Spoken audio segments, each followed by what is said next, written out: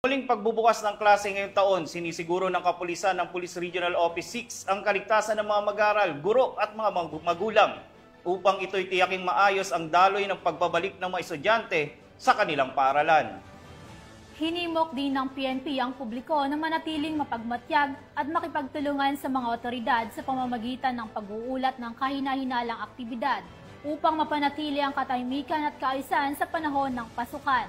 Yan ang balitang hatid ni Patrolwoman Charmaine Balunsat. Buong dedikasyon na naghatid ng serbisyo ang mga kapulisan ng Police Regional Office 6 sa pagsisimula ng balik eskwela sa pamumuno ni Police Brigadier General Jack L. Wangki, Regional Director ng Police Regional Office 6. Mula sa mga pampubliko hanggang sa mga pribadong paaralan, sinigurado ng mga kapulisan na ligtas ang pagbabalik ng bawat mag-aaral. Ang kanilang presensya ay nagsilbing sandigan ng komunidad sa panimula ng panibagong taon ng pag-aaral. Itinalaga ang mga pulis sa mga paaralan upang agarang tumugon sa anumang insidente o pangangailangan. Hindi lamang sila nakabantay, nakahanda rin sila na umalalay at magsilbing katuwang ng mga guro at magulang sa pangangalaga sa mga estudyante.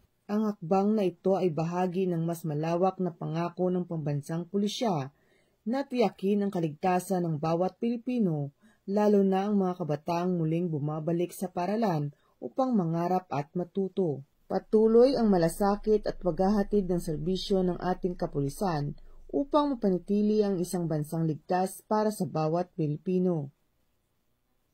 Mula dito sa Police Regional Office 6, ako ang inyong Police News Network Correspondent, Patrolwoman Charmaine Balunsat, alagad ng batas, tagataguyod ng Balitang Pulis.